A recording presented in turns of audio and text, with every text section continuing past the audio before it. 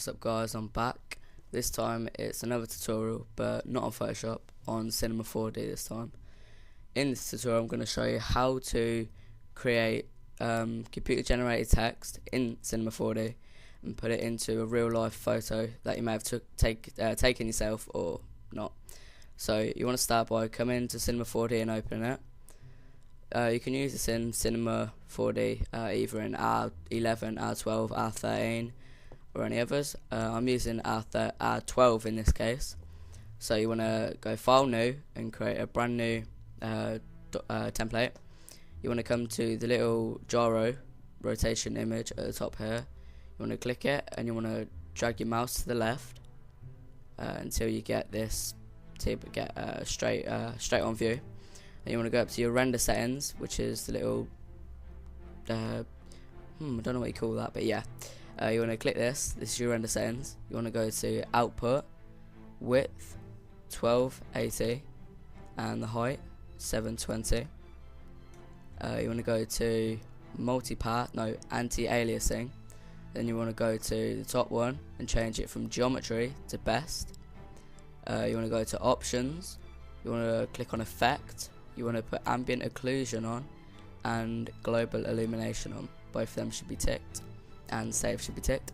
You can sort of saving out once we've done that. So you want to X off of that, and then you want to come down to the materials section. It'll be plain if it's a brand new template. You want to double click, creating a plain basic default color called matte. You want to double click on that. This will open up the material editor, and from here you can change a lot about the colors to get your perfect color you want. But in this case we're going to change it to a texture, a realistic texture. Texture? Is that a word? Texture. So you want to go up to color, make sure it's ticked, and you want to go to either this right pointing arrow and click load image, or you can go to the ellipse symbol over here and click that. Both ones will work. I've got quite a lot of textures as it is. Well, I've got a lot more, but these are some good ones. These are from these have been included in some work I've done before. If you haven't got any textures, or you can go onto Google or anything else, go onto images and just simply type in anything. I'm going to type in metal texture. Make sure you get a largish file with good quality. So yeah, you can choose any of these. You can go for a wooden one, a grungy one, anything. So once you've done that and you've saved it, just simply select it. I'm going to choose this one. No, I'm going to choose that one. And then you'll get this box of yes or no. You want to click no in this case. And then as you can see, it's changed it from the default white color to the actual texture. You then want to go to what should we do? Okay, you then want to go to texture and click copy channel, and then you want to go down to the bump, make sure to tick it, and you want to click up here on the texture, and you want to click paste channel. That'll paste the color to the bump. And then as you can see, we've got this strength bar up here. The larger that you put the percentage on, the more detailed the texture will become, but it will also use up more file size. So if it's on 100%, it will be really long to render, but it will look really good. And if it's on, say, minus 100, you'll keep some detail and it'll be really easy to render. But because you want to go for a realistic looking texture, I'm going to change it to around about 60. Or actually no, yeah, I'm going to change it to around about 60. Okay, then once that's done, you want to go and click, let's choose, okay, reflection.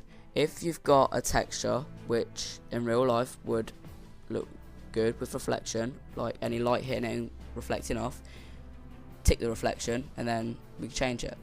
So make sure you've ticked it and you're on reflection. You want to change the actual texture to Fresnel or Fresnel. You want to change the brightness to 10%, and you want to change the mix strength to around about 20%. And as you can see, this has created a little bit of reflection on here. but also the specular, that should be ticked by default.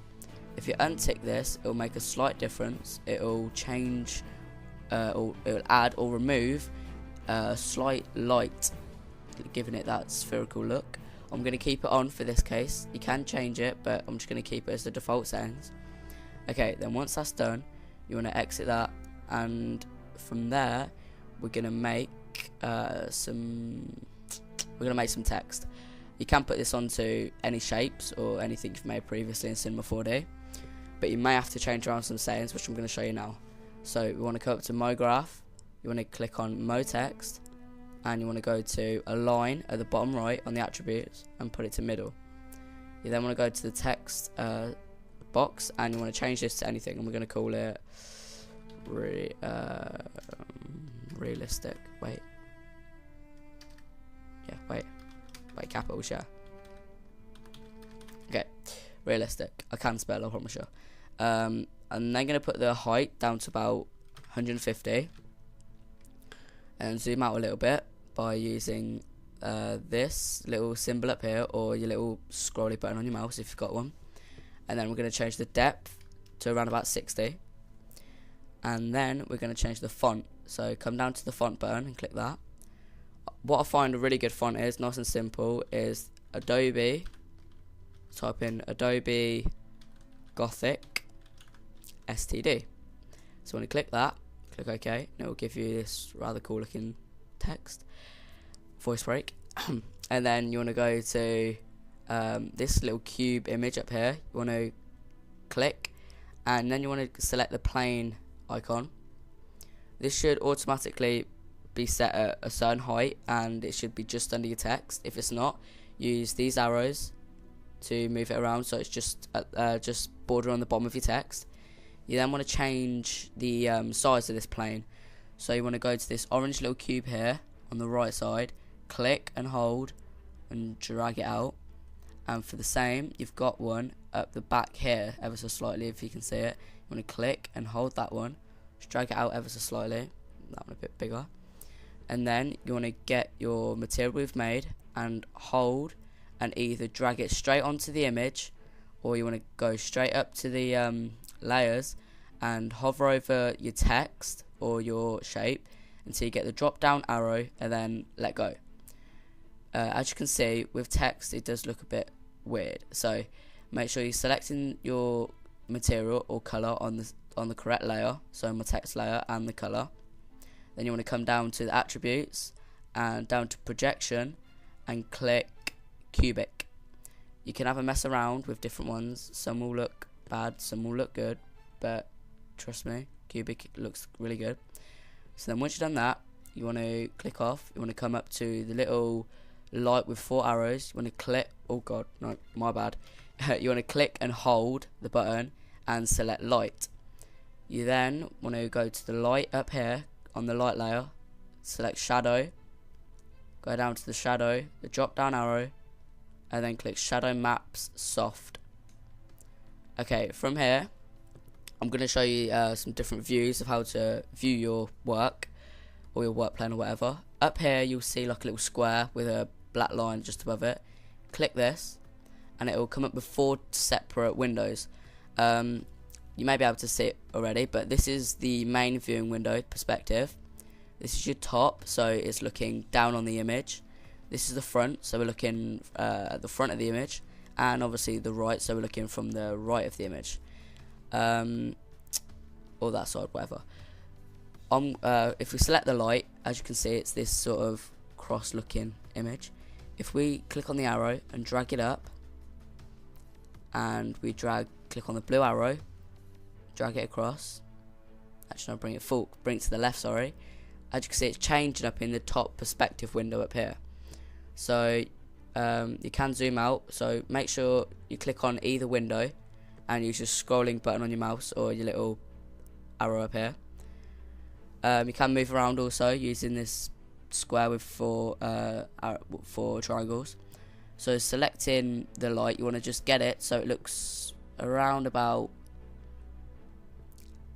there. So clicking back on the little square button on the perspective window, it shall open up the main window again. So as you can see, we're selecting, we've created a slight light to it, and that'll create shadows. So from there, we can simply click the up here, the little snapboard thing. That's the preview render button. So click this, and it may take quite a while to load, because bear in mind we put it on 60% the strength, so it will create a lot of detail and quality, but it'll also be much bigger file size.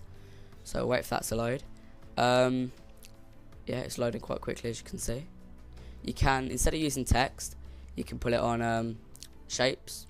For shapes, you won't have to change the cubic, what we did for the attributes on the color for here. So yeah, as you can see, it's creating a rather cool looking realistic, have I spelled realistic right? Realistic, yeah, it's created right. Okay, so that's it really. You can use it with like wood textures, which look pretty cool. Brick textures, they're pretty cool. So yeah, that's it really. That's how to effectively create realistic textures in Cinema 4D.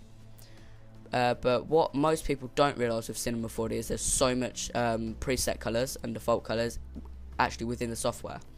So as a quick add-on for this video, I'm going to quickly show you. You want to come up to the top bar, and you want to go all the way over to this orange globe with a square around it. This is your content browser. You want to click that. It might take quite a while to load if you've just first opened it, 'cause there's a lot. And then it should look like it should look like this on the left. So you want to come down to what do you want to come down to? You want to come down to Prime, and you want to click the right arrow. This will drop down a bunch of different things. You want to go to materials. You want to drop down that, and then from here you've got basic, HDRI, which is your lighting, and MISC. These are all different textures which you actually have and you can use. Just simply click and drag them on, or click and drag them down here if you want to use them multiple times. You've got fabrics. You've got really cool textures. You've got what else we've got? We've got wood, a lot of wood, which is really good, like laminated flooring effects. But what I use is basic, because you've got like a circuit board, bricks, clay, floor, concrete. You've got loads of realistic textures, like different like tennis balls and cricket balls and basketballs and whatever. You've got your glass texture like a marble. You've got actual metal textures, tiling. That's sort of like a scale thing. Loads of wood down here as well, like different. That's a really cool one. So yeah, you want to just click and drag them down here. If you want to use them, just drag them on and whatever. But just remember, by clicking, by changing the colours in your material editor, you can create some really cool looking stuff. So that's it for this tutorial. I hope you found it quite interesting and helpful. It was quite quick and there's a lot to do, but if you don't get it, watch it over a couple of times. Keep pausing the video, keep trying out different things, and if you find out something new that I haven't mentioned, just leave a comment in the description or send me a message on YouTube, and then I'll probably mention that in the next video or whatever. So cheers for watching. Again, message me if you need any comment, if you got any queries. I'm so bad at ending videos, it's unbelievable. Alright, cheers, stay tuned for the next videos, and like my Facebook page, PrimaryVisuals on Facebook. Okay, see you later guys.